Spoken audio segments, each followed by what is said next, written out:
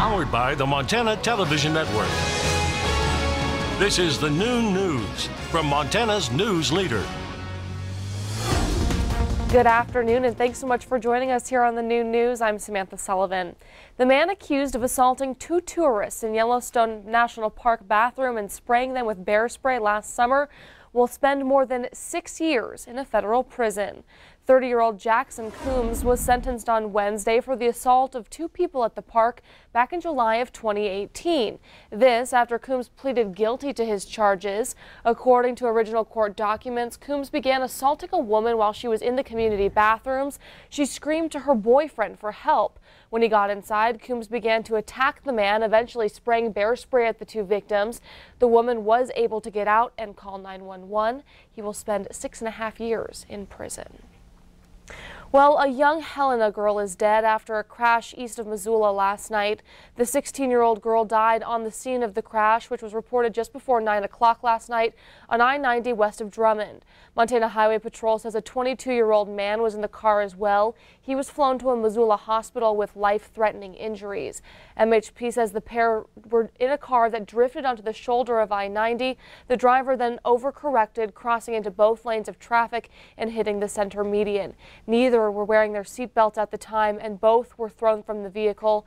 Drugs and speed are considered to be factors in that crash. Well, new information on a deadly Shelby standoff as investigators say there was an exchange of gunfire prior to the suspect being shot. It started with a deadly shooting in Kevin. Then the suspect, Richard Munch, fled to Shelby with a female hostage. Police say he opened fire at responding officers from inside of his home. Negotiators were able to free the hostage. The altercation ended after Munch was shot and killed by police. Well, in other news this afternoon, the Montana legislature marching towards conclusion today with a couple of key votes slated for the next couple of hours on the state budget. But at the end of the day on Wednesday, there were still a lot of issues to iron out. MTN chief political reporter Mike Dennison has the story. Wednesday started with a packed meeting room at the Capitol, where 2 committees were expected to hammer out the final details on a pair of key budget bills.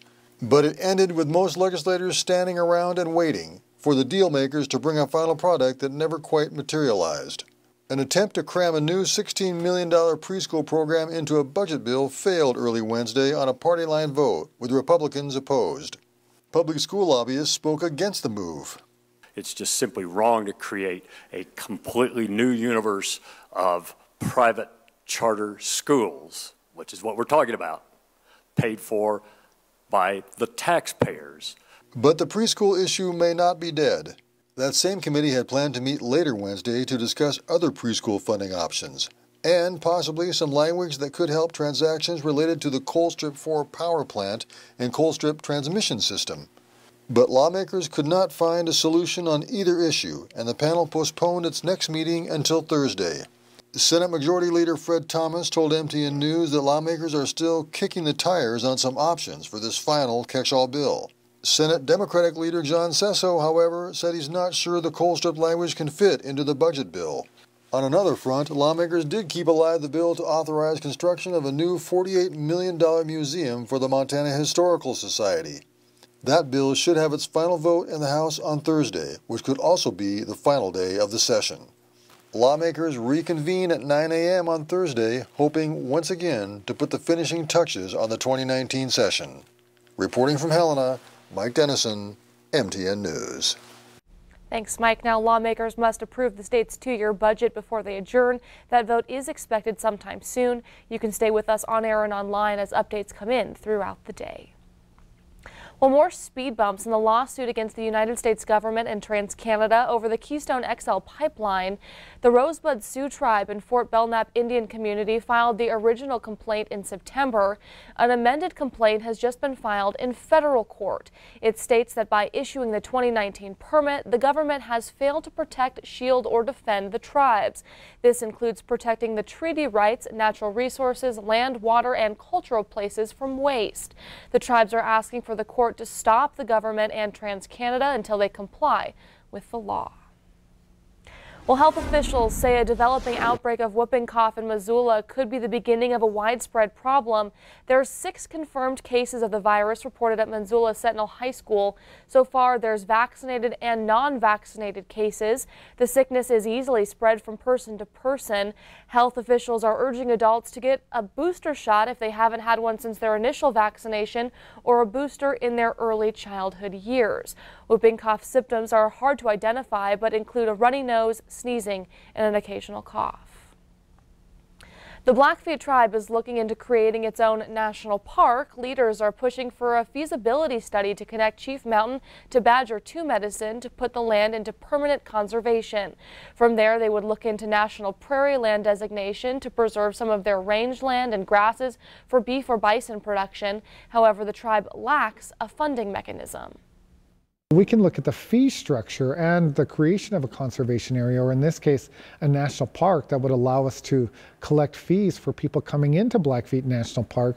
It would also underwrite natural resource management and agricultural resource management by creating a viable revenue generating stream that the tribe could then utilize to manage its resources. Bird Rattler says they hope that a feasibility study would take about 12 to 18 months to complete.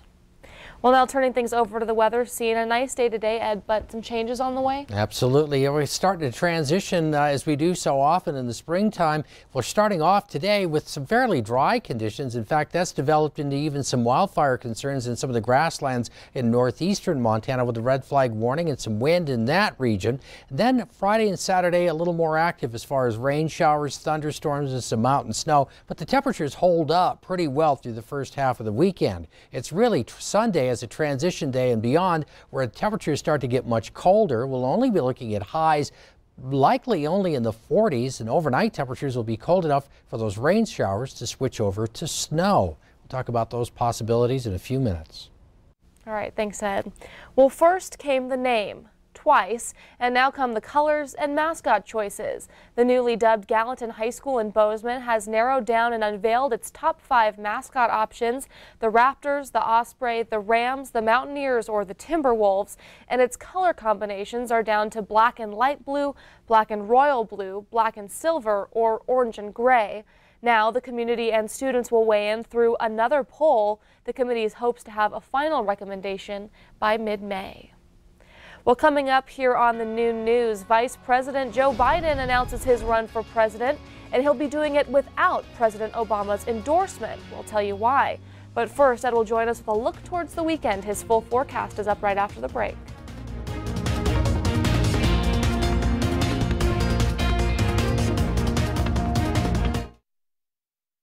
You're watching MTN News with Samantha Sullivan, Storm Tracker Weather with Ed McIntosh, and Farm and Ranch News from the Montana Ag Network. This is the noon news on Q2, Montana's news leader.